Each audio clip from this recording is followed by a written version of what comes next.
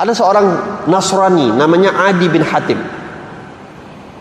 Adi bin Hatim ini dia sudah pernah mengambil 3 agama.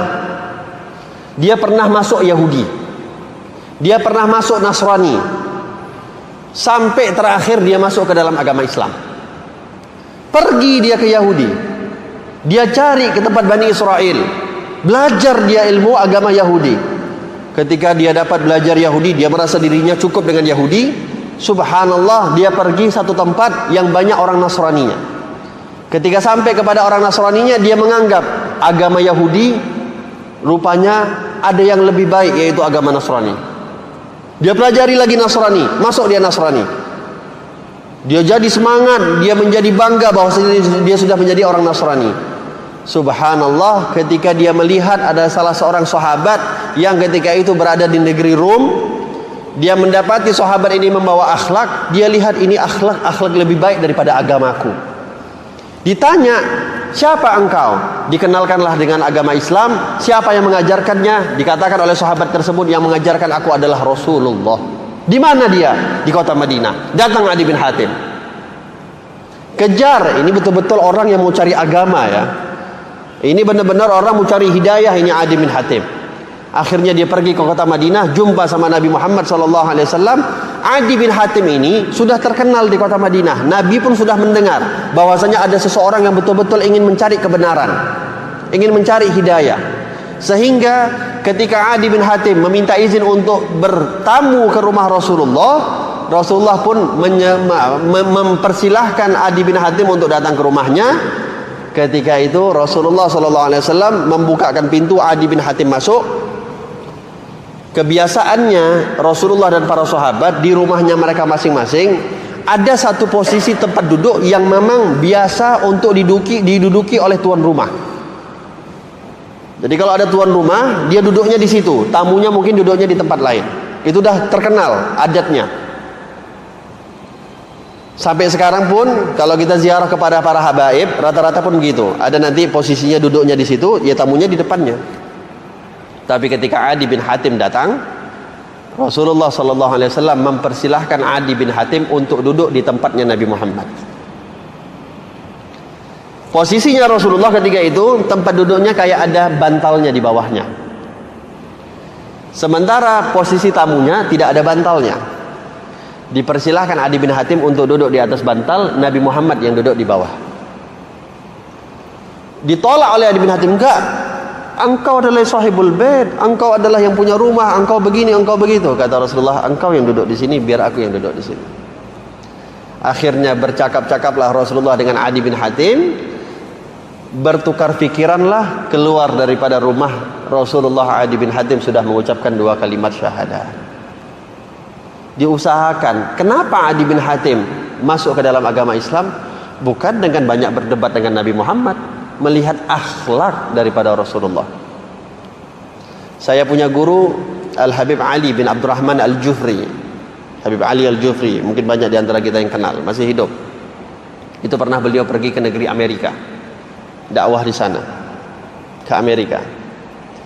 Ini yang menceritakan salah satu rombongan beliau yang ikut bersama beliau ketika beliau dakwah di Amerika.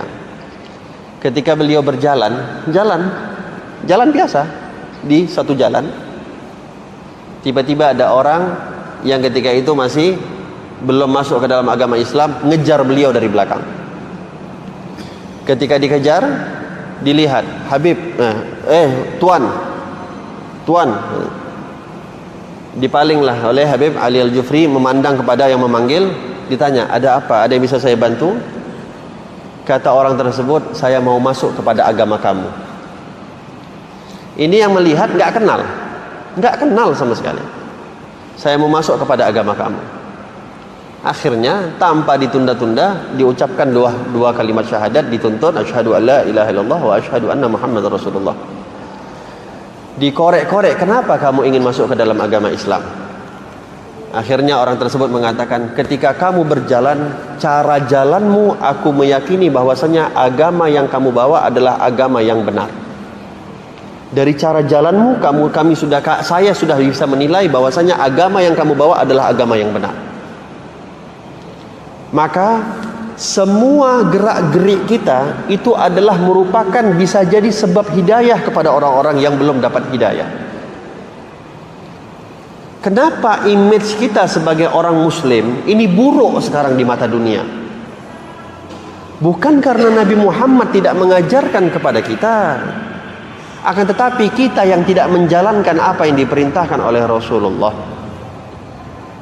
Kalaulah kita menjalankan betul-betul apa yang diajarkan oleh Rasulullah, segala aspek kehidupan, bahkan dari segala hal-hal yang mungkin kita anggap sepele sekalipun, cara jalan, cara makan, cara berbicara, cara bermuamalah, cara duduk, cara segala apapun, kalau ikut dengan caranya baginda Nabi SAW, yakinlah insya Allah Anda akan menjadi sebab hidayah kepada orang-orang yang belum dapat hidayah. Orang-orang muslim yang belum dapat hidayah melihat bagaimana cara Anda berjalan, bergerak-gerik dengan gerak-geriknya Rasulullah, tanpa kita harus banyak berdebat, tanpa kita harus mengeluarkan energi kita untuk saling tukar pendapat. Yakinlah hidayah akan Allah titipkan bagi orang-orang yang punya akhlak. Karena inilah memang diajarkan oleh Rasulullah SAW. Oleh sebab itu berapa banyak para sahabat, berapa banyak keluarga-keluarga Rasulullah yang menjadi sebab hidayah, bukan karena mereka itu berperang, bukan karena mereka mengajak debat, akan tetapi karena tunjuk akhlak. Sayyidina Hasan bin Ali bin Abi Thalib, cucunya Rasulullah, pernah ketika beliau masuk ke dalam masjid, ketika itu yang menjadi khatib khutbah solat Jumat adalah orang yang membenci keluarga Nabi. Jadi kalau golongan membenci keluarga Nabi ini dari dulu sudah ada. Ada dua golongan besar pada waktu zaman dahulu. Yang pertama Rafidhah, yang kedua Khawarij. Khawarij yang membenci keluarga Nabi, Rafidhah yang membenci sahabat Nabi. Ini sudah ada di zaman dahulu. Puncanya itu ketika wafatnya Sayyidina Utsman bin Affan. Mulailah muncul ini dua golongan. Jadi di zaman dahulu sudah ada. Sampai di mimbar itu memaki-maki keluarga Rasulullah. Dijadikan pidato khutbah Jumat, isinya makian kepada Nabi Muhammad. Masuk Sayyidina Hasan bin Ali bin Abi Thalib dengan beberapa anaknya. Ketika itu beliau sholat tahiyatul masjid, khatib sudah berada di atas mimbar, maki-maki. Ali bin, sebut nama Ali bin Abi Thalib, Fulan bin Fulan, itu orang yang laknat, orang yang begini, dia habis-habisi. Sayyidina Hasan ketika itu mendengar, anaknya pun mendengar. Kata anaknya, ya Abah, apakah engkau enggak membalas apa yang dikatakan oleh Sayyidina Hasan bin Ali bin Abi Thalib? Itu ada satu orang dari Syam, ada satu orang dari negeri Syam. Dia ini gak suka betul dengan Sayyidina Ali bin Abi Thalib, benci betul sama Sayyidina Ali, sehingga orang-orang yang berhubungan dengan Sayyidina Ali semuanya dia gak suka, kecuali Rasulullah saja. Akhirnya ketika dia lihat Sayyidina Hasan jauh daripada dia, ketika itu berada di kota Madinah, dia lihat, dia datangin, dimaki hamun ini Sayyidina Hasan bin Ali bin Abi Thalib. Tapi kata Sayyidina Hasan bin Abi Thalib, ada lagi yang ingin engkau katakan? Orang yang maki ini tanya, engkau enggak marah? Engkau enggak balas? Kata Sayyidina Hasan, apa yang engkau sebutkan masih banyak lagi yang Allah Subhanahu wa taala tutup yang belum engkau sebutkan. Hinaan yang engkau sebutkan masih banyak lagi dalam diriku yang Allah masih tutup yang belum engkau sebutkan. Engkau sudah membuka aibku, maka aku akan berikan uang sekian ribu dinar atas bagaimana engkau mengingatkan aku atas keburukan yang aku miliki. Apa kata yang memaki ini? Asyhadu annaka ibni Rasulillah. Aku bersaksi bahwasanya engkau adalah cucunya Rasulullah. Apa yang dilakukan oleh orang tersebut? Beliau mengatakan, demi Allah, setelah aku memaki Sayyidina Hasan dan melihat bagaimana cara dia membalas makianku, tidaklah ada orang yang lebih aku cintai melebihi Hasan dan abahnya Hasan, Ali bin Abi Thalib. Bapaknya yang sudah wafat dibenci karena akhlak anaknya, bapaknya pun dicintai oleh orang yang membenci kepada bapaknya tadi. Ini akhlak. yang sangat memudar di tengah-tengah kita orang-orang muslimin, yang mana akhlak ini adalah satu-satunya ciri khas kita yang diajarkan oleh Rasulullah sallallahu alaihi wasallam.